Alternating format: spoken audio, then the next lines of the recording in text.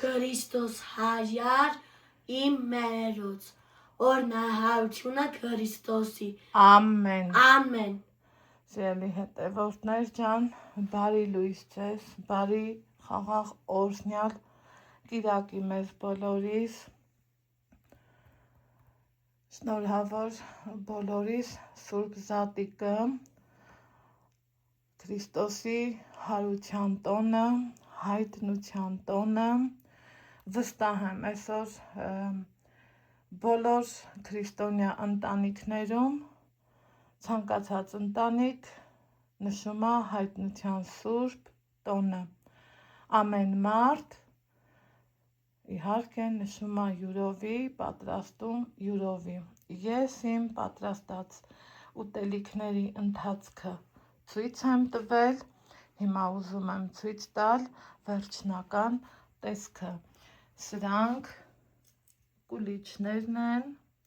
տեսեք թե ինչքան իրանք լավ են ստացվել, սա փլավն է, ջեռոց եմ դրել, ինքը դեռ տաք է, սիրելի հետևորդներս, խրթխրթան, համով, հոտով, ընտիր փլավ, ամենքս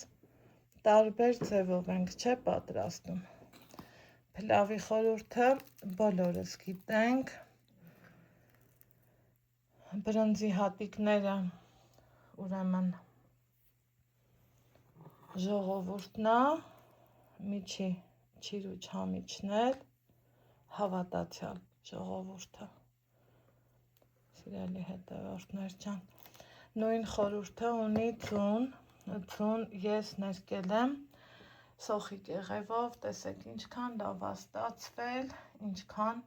ընտիր է ստացվել, այստեղ ունեմ ձուկ նեփած, կանաչին, մի խոսքով այն ամենը, ինչը որ պատրաստել եմ ձեր հետ մեծ սիրով, կրկին ասենք, Քրիստոս հայար իմ մերոց, օրհնահարությունը Քրիստոսի։ Սենց բռնի, դե խփի, խփի, Դու խփեցիր,